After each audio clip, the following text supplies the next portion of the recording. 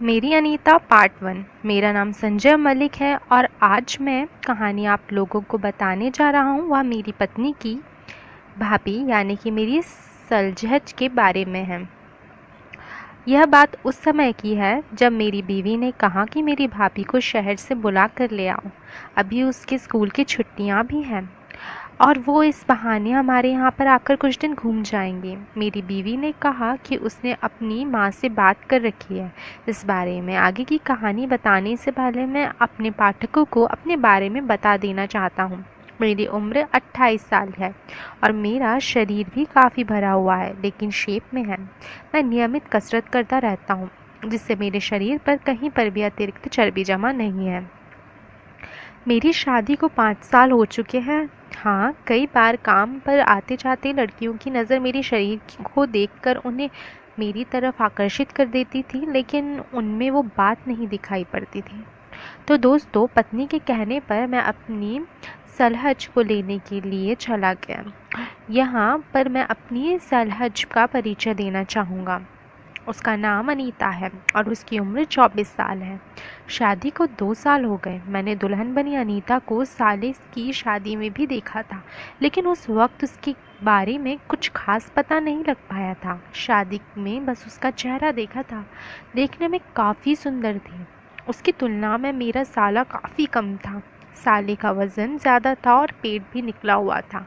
देखने में भी अनीता के मुकाबले 19 था, मगर मेरी सास ने ही अनीता को उसके लिए चुना था। मैं तो साले से जलता था कि कहाँ ये मोटा सांड और कहाँ ये दुबली पतली।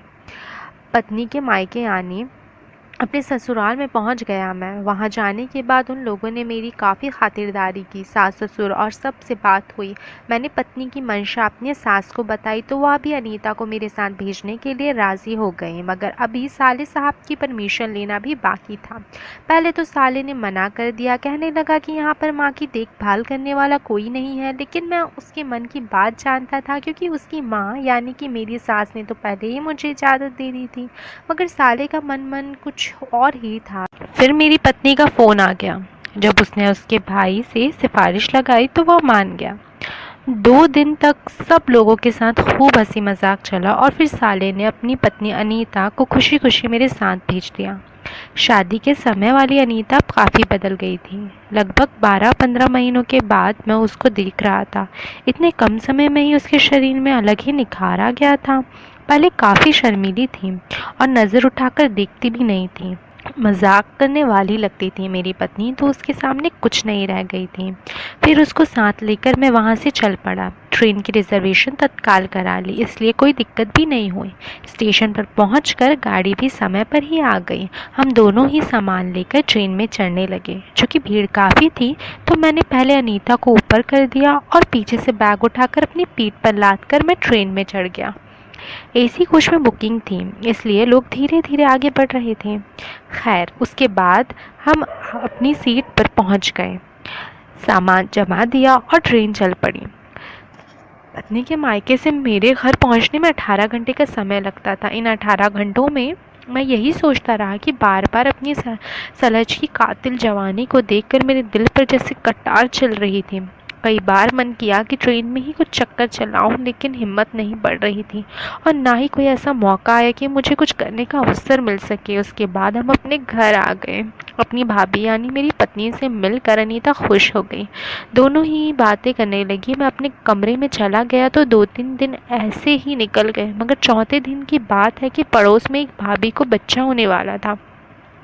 उनका हमारे घर में भी खूब आना जाना था, इसलिए मेरी पत्नी उसके घर चली गई। फिर उसको अस्पताल ले कराया गया। रात भर मेरी पत्नी को वहीं रुकना पड़ा। उसने अस्पताल से ही फ़ोन कर दिया कि अनीता खाना बना देगी और मैं सुबह ही घर आ जाऊंगी। मुझे जब इस बात का एहसास हुआ कि अनीता मेरे साथ में अकेली रहने वाली है, सोचने लगा कि आज रात को किसी तरह तो बस मज़ा ही आ जाए।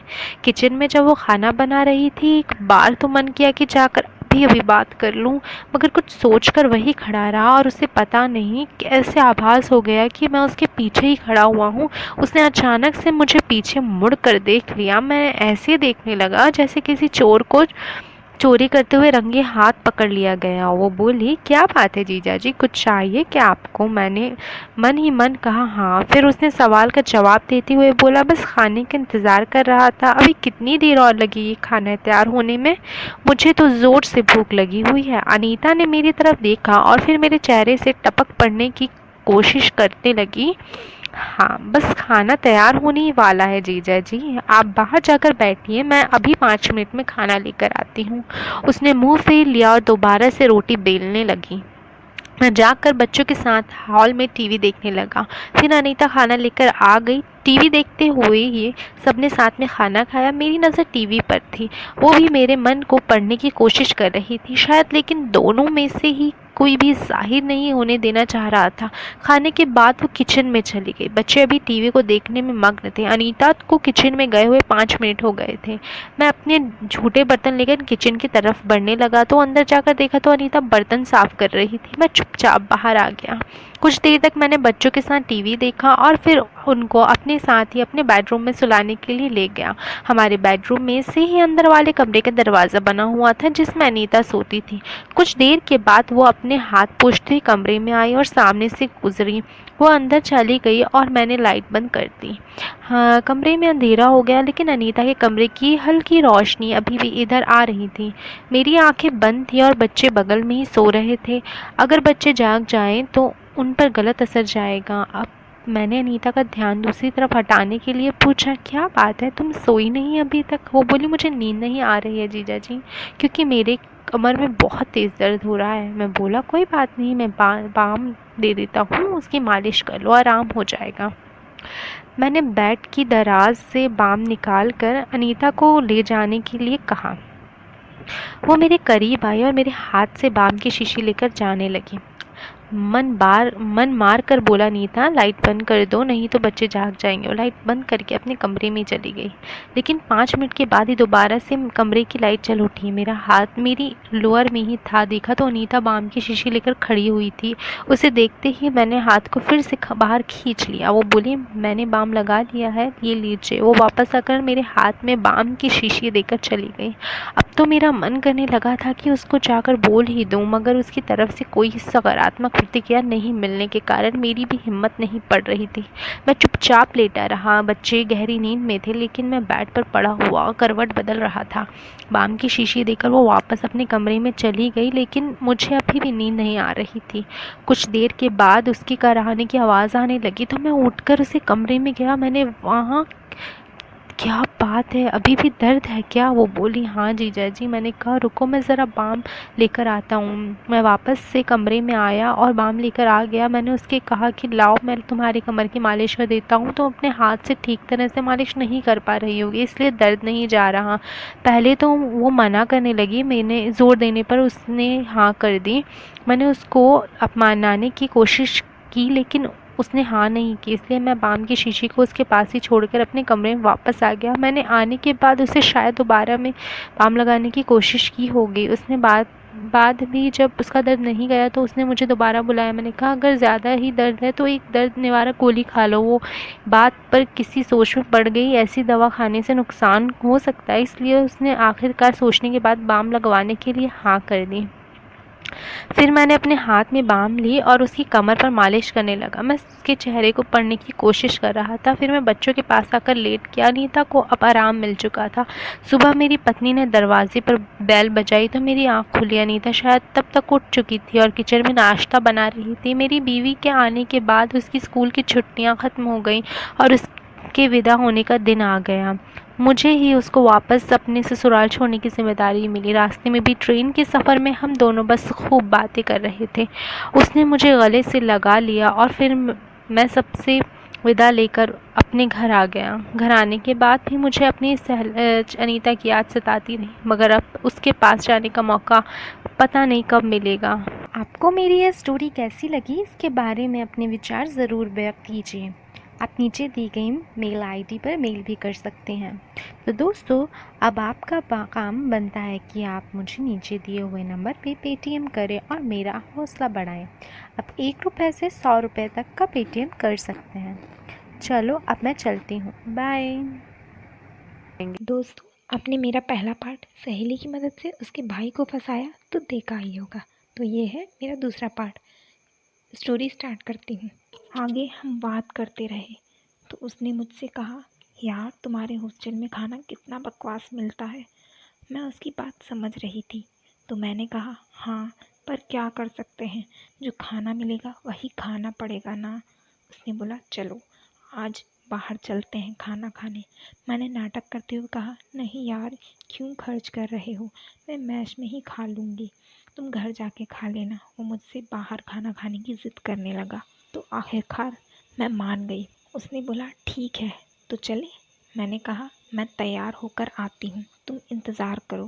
वो कॉलेज के बाहर जाके मेरा इंतज़ार करने लगा और मैं अपने रूम में आ गई। अंदर आते ही सोनम और तन्वी ने पूछा, तुम यहाँ क्यों आ गई, आकाश चला गया क्या? मैंने कहा, नहीं वो मुझे बाहर खाना खिलाने ले जा रहा है तो तैयार होने आई हूँ। तन्वी बोली, हाँ पहले खाना खिलाएगा फिर? हाँ। तो सोनम और मैं हंस पड़े। सोनम बोली, अच्छा ठीक है, फटाफट हो जा तैयार, आज तो और भी बहुत सी चीज़ों की तैयारी करना है, कुछ ना कुछ हरकत तो पक्का करेगा वो। मैं बोली, ठीक है, और फटाफट एक अच्छा सा ऑफ शोल्डर टॉप और लॉन्ग स्कर्ट पहन ली, साथ ही अपनी हल्की पिंक लिपस्टिक, और फिर मैं 15 मिनट में तैयार होके मेन गेट के पास पहुंच गई। आकाश ने मुझे आता देख गार्ड का ध्यान भटकाने के लिए उससे बात करने लगा इधर उधर की, और मैं गार्ड रूम की खिड़की के नीचे झुक के चुपचाप बाहर आ गई बिना किसी की नज़र में आए। फिर मैं और आकाश उसकी बाइक पे बैठ के चले गए। मैं और आकाश जिस रेस्टोरेंट में पहुँचे वह सारी टेबल भरी हुई थी। आकाश ने काउंटर पे जाके मैनेजर से बात की। कुछ और थोड़ी देर में 2 बड़े बड़े प्लास्टिक बैग लेके आ गया। मैंने पूछा, ये सब क्या है? आकाश बोला, मैनेजर बोल रहा है कि इस वक्त सब जगह भरी हुई मिलेगी, आप खाना पैक करवा के घर ले जाएं। तो मैं ले आया। फिर हम बाइक पे बैठ के उसके घर जाने लगे। रास्ते में आकाश ने एक बार और बाइक रोकी और मेडिकल स्टोर से सिर दर्द की दवाई का बहाना करके कुछ लेने चला गया। फिर हम वापस घर जाने लगे बाइक से। मैं पीछे बाइक पर बैठी मुस्कुरा रही थी और सोच रही थी कि आज रात क्या क्या होने वाला है। मैं बस उसी उम्मीद कर रही थी कि उसके दोस्त राजन ने उसको बहका दिया हो। अब क्या करें दोस्तों, हूँ तो मैं भी इंसान ही। जितना मन लड़कों का होता है उतना ही लड़कियों का भी होता है, बल्कि ज़्यादा ही होता है, बस लड़कियां छुपा लेती हैं। तो ऐसे करते करते मुझे उससे सच्चा प्यार हो गया और मैं अब जल्द ही उससे शादी करने वाली हूँ। जल्द ही मैं उनके बच्चे की माँ भी बन जाऊँगी, और जैसे लैला मजनू की लव स्टोरी होती है वैसे ही शायद मेरी भी थी। तो फिर मिलती हूँ मेरी अगली स्टोरी में, जो और भी मज़ेदार वाली होगी। तो दोस्तों मेरी अगली स्टोरी का इंतज़ार करना। तब तक मेरे चैनल को लाइक, सब्सक्राइब, शेयर, और मेरे चैनल पे मुझे ज़रूर कमेंट करके बताना कि मैं किस टाइप की स्टोरी बनाऊँ, आपको कैसी स्टोरीज़ अच्छी लगती हैं। बस दोस्तों आप मेरा सपोर्ट करते रहिए, मुझे भी खुशी होगी और मुझे और अच्छा लगेगा स्टोरीज़ बनाने में। तब तक के लिए बाय, मिलती हूँ अपनी नेक्स्ट स्टोरी में।